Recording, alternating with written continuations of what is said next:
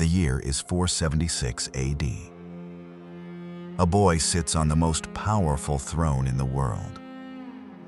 He is 15 years old. His name is Romulus, the same name as the man who built this empire 1,200 years ago. At its height, Rome controlled over 5 million square kilometers of land. It fed 70 million people. It built roads that still exist today. And in 476 AD, a frightened child gave it all away, without a fight.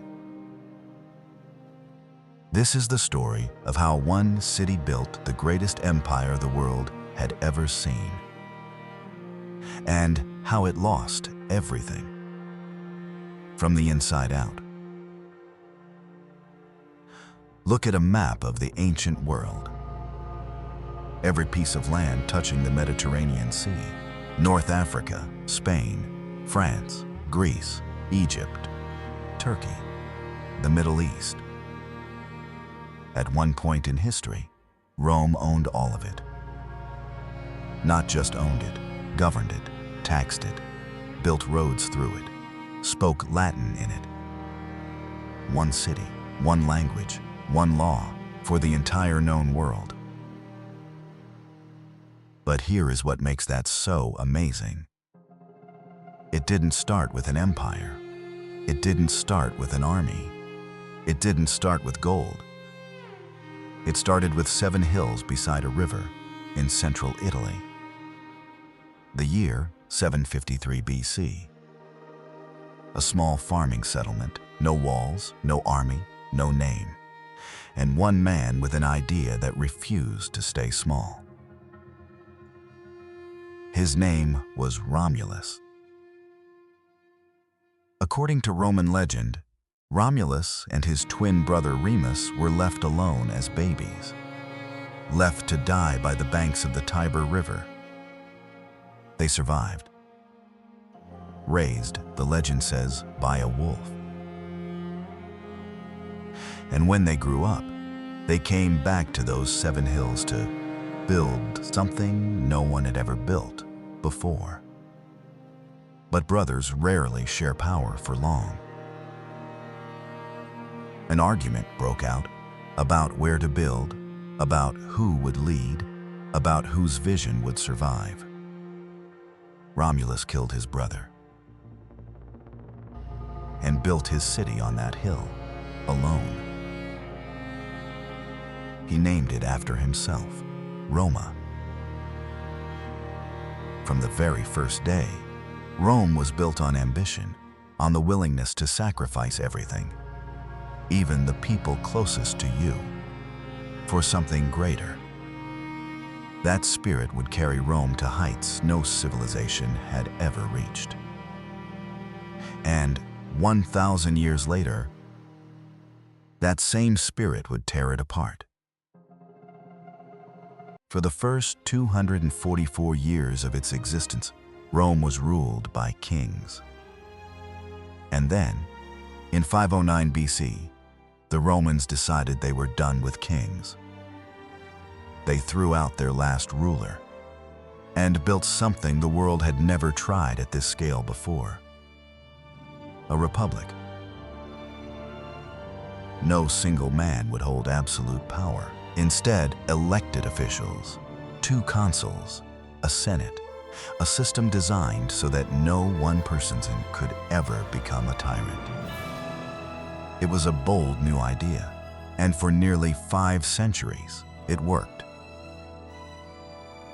Under the Republic, Rome began to expand. First, the Italian peninsula, city by city, battle by battle, then across the sea. Spain, Sicily, Sardinia, North Africa, Greece. The Romans didn't just conquer territories, they absorbed them. They built roads, connecting every corner of their growing world. They brought Roman law, Roman language, Roman culture, everywhere they went.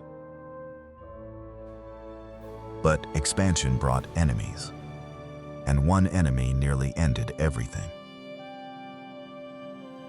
His name was Hannibal Barca, a general from Carthage in modern-day Tunisia.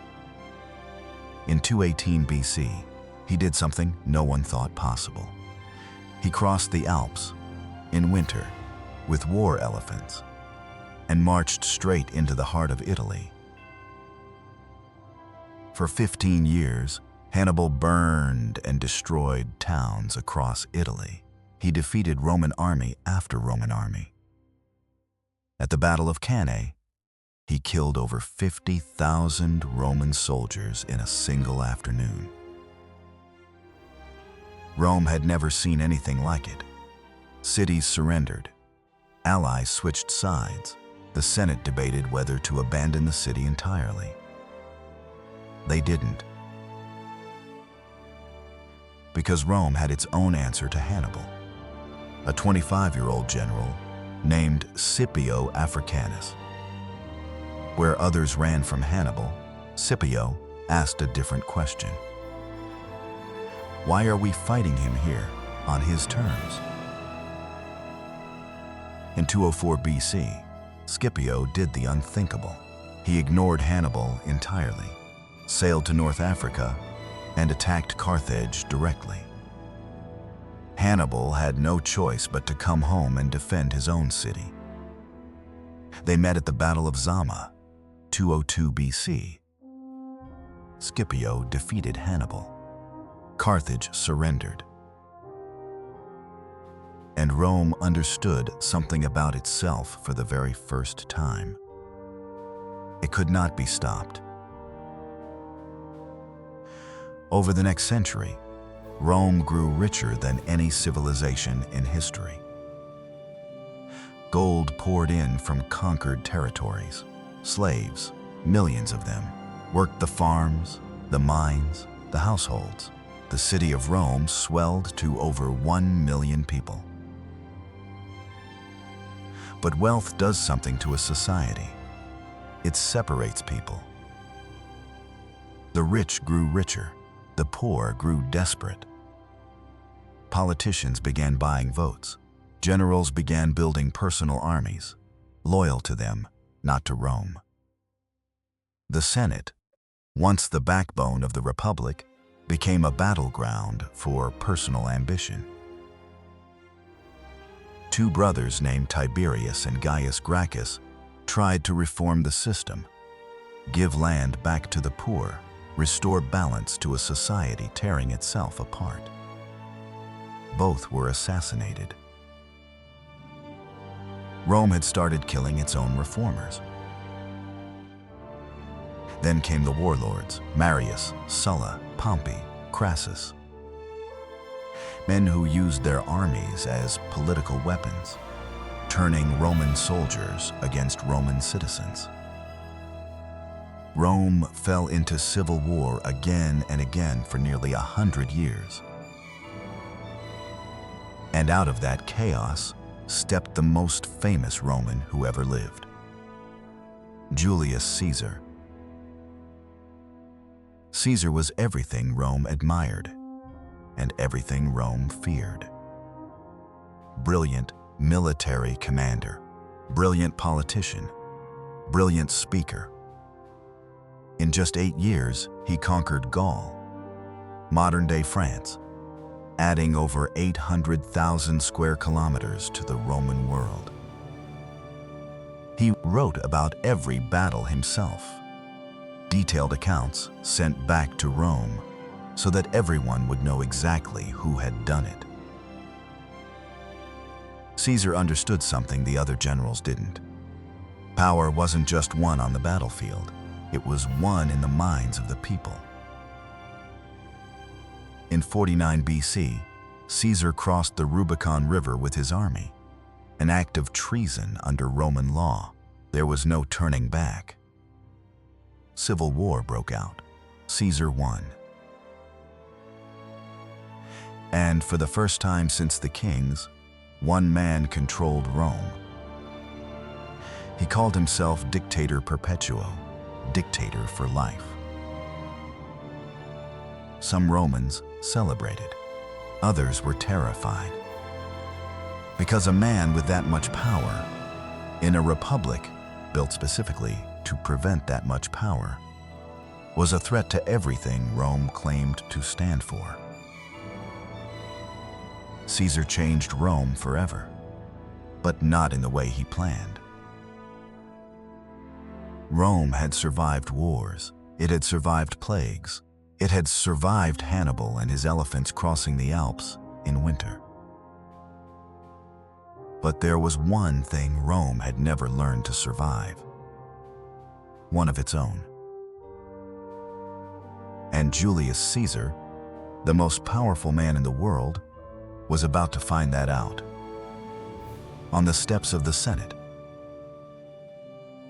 On the 15th of March, 44 BC, Julius Caesar walked into the theater of Pompeii for a Senate meeting. 23 senators were waiting for him, each one carrying a blade hidden beneath his toga. They stabbed him 23 times. Caesar fell at the base of a statue of his old rival, Pompey, and died on the Senate floor. The men who killed him called themselves liberators. They believed that by removing Caesar, they had saved the Republic. They were wrong. Caesar's death didn't restore the Republic. It triggered another civil war. And when the dust finally settled, 13 years later, Rome had its first true emperor. His name was Augustus, Caesar's adopted son, and the most important ruler Rome would ever produce. Augustus was nothing like Caesar, where Caesar was bold and dramatic.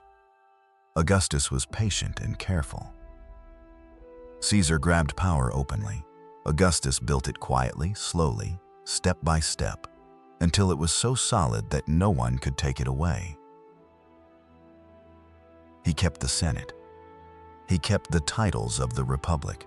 He let Romans believe they still lived in a democracy. But every real decision, every law, every war, every appointment went through Augustus. He understood that Romans didn't want a king. They just wanted someone to make things work. And Augustus made things work. He ended 50 years of civil war overnight. He reformed the army, the tax system, the currency.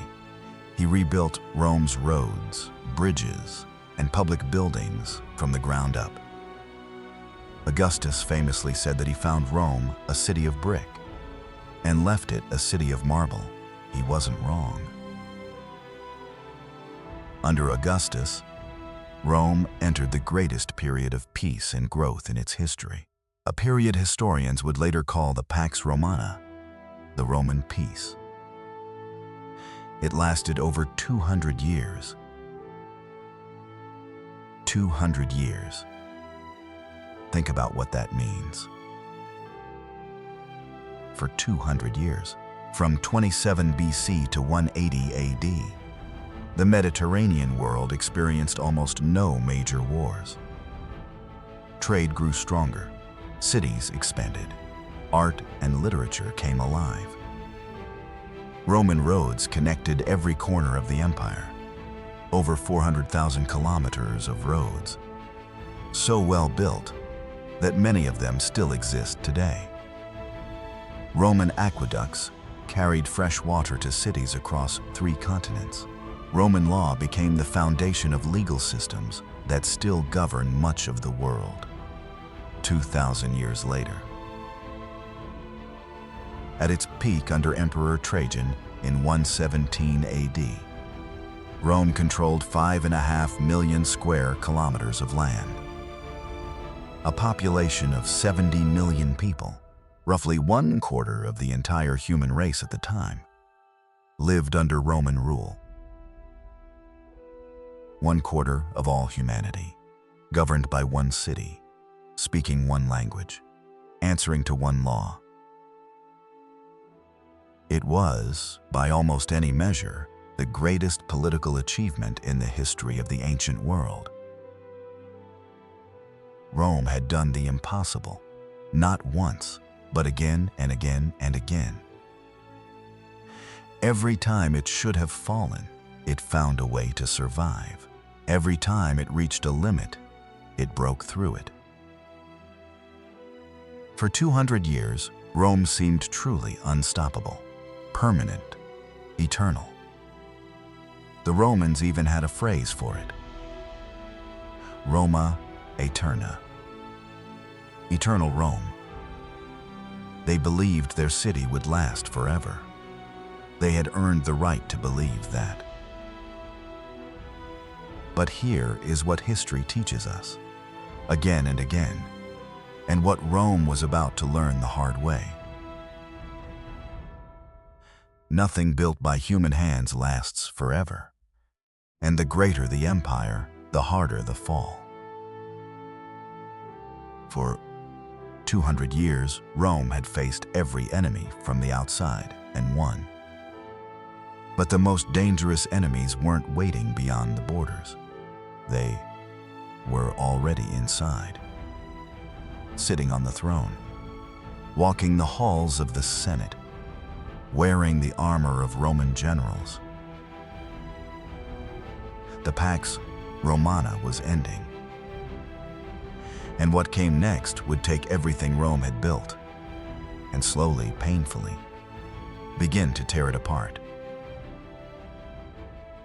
In 180 AD, Emperor Marcus Aurelius died.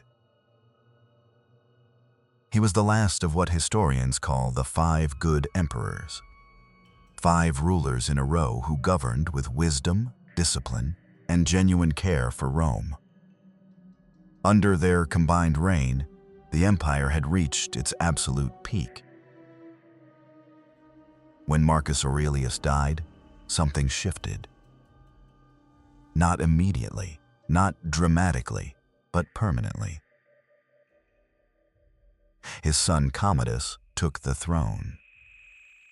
Commodus believed he was the reincarnation of Hercules. He renamed Rome after himself. He forced senators to watch him fight gladiators in the arena, then demanded they applaud. He was strangled in his bath by his own wrestling partner in 192 AD. Rome barely noticed, because by then emperors came and went like seasons. In the 50 years between 235 AD and 284 AD, Rome had over 50 different emperors. 50. In 50 years. Most of them were killed by the very generals who had put them on the throne. The Roman army, once the most disciplined fighting force in the world, had become a political weapon.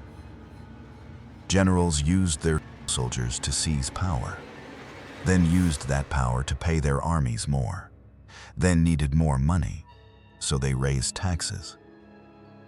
The economy began to break down under the weight of it all. Prices rose fast, trade collapsed, cities shrank, farmers abandoned their land. Roads began to fall apart, the same roads that had once held the empire together. And beyond the borders, the world was changing. Germanic tribes who had once been pushed back by Roman soldiers were growing stronger, more organized, more dangerous. The Goths, the Vandals, the Huns. Pressure was building on every border at the same time, while Rome was tearing itself apart from within.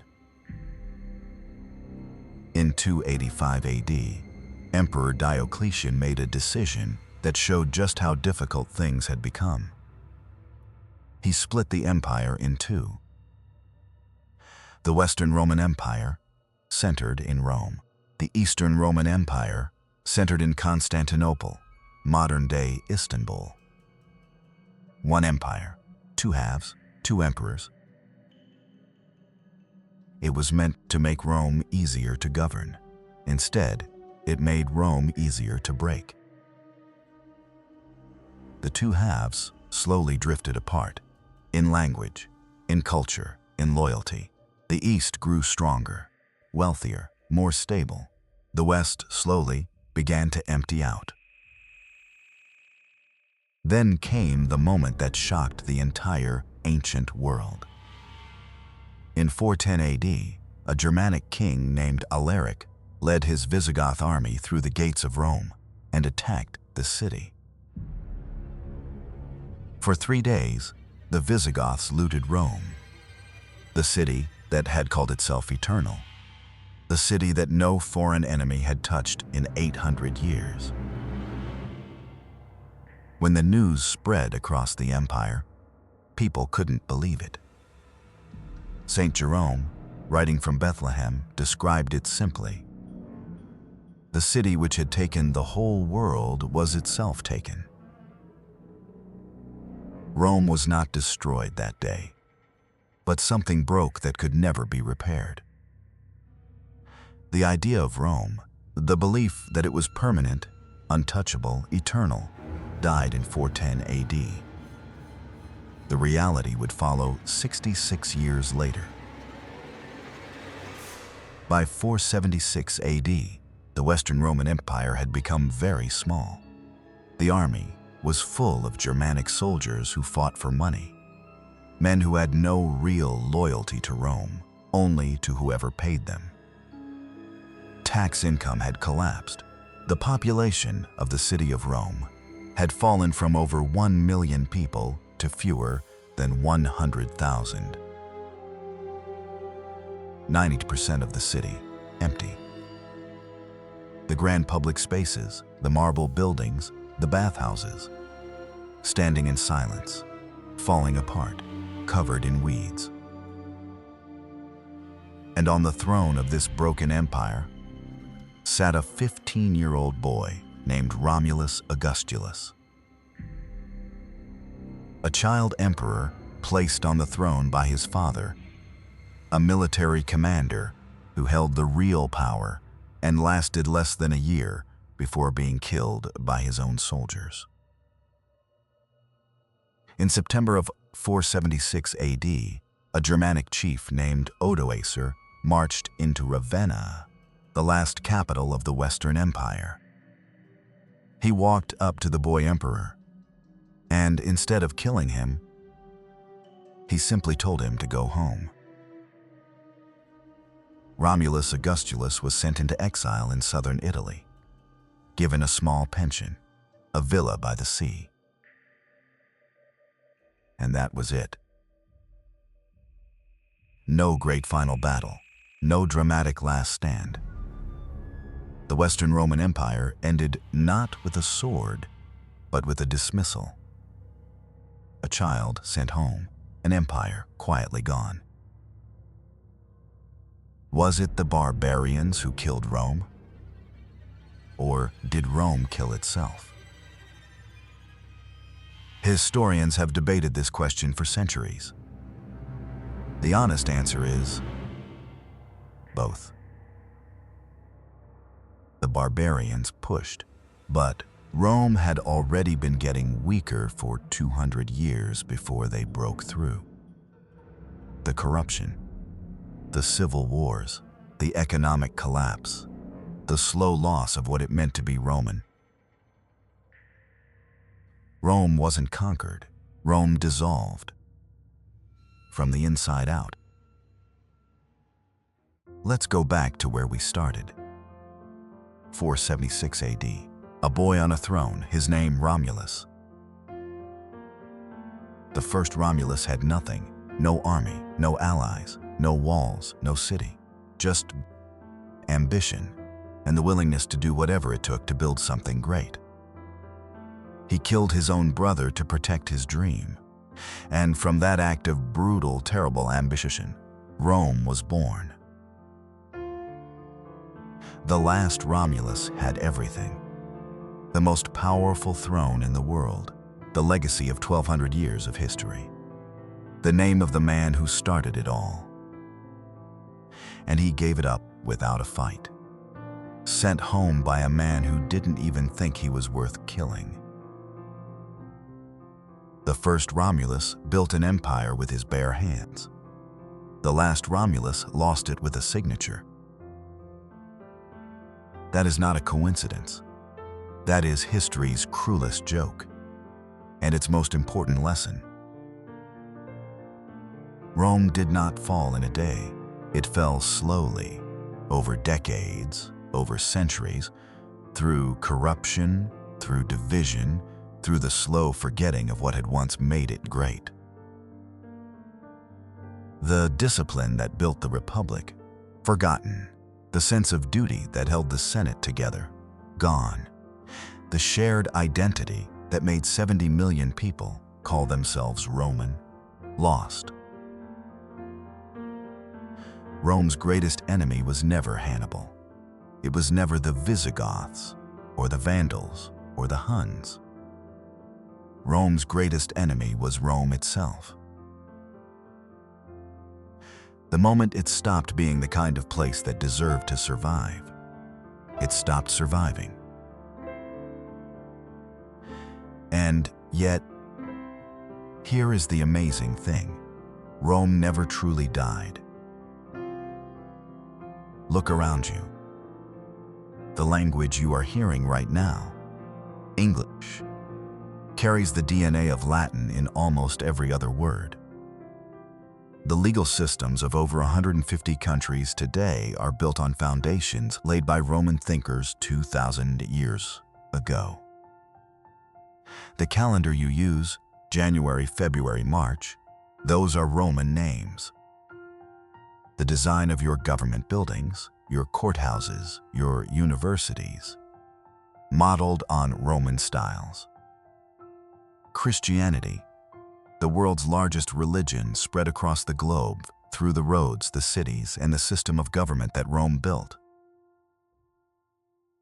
Rome fell, but Rome never disappeared.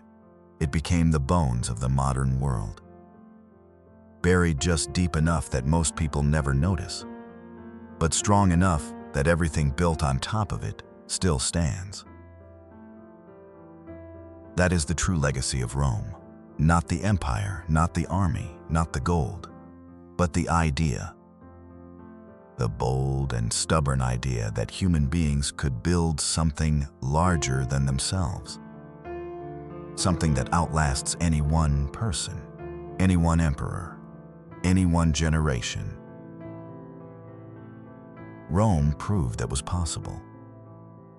And Rome proved something else too, something harder to hear.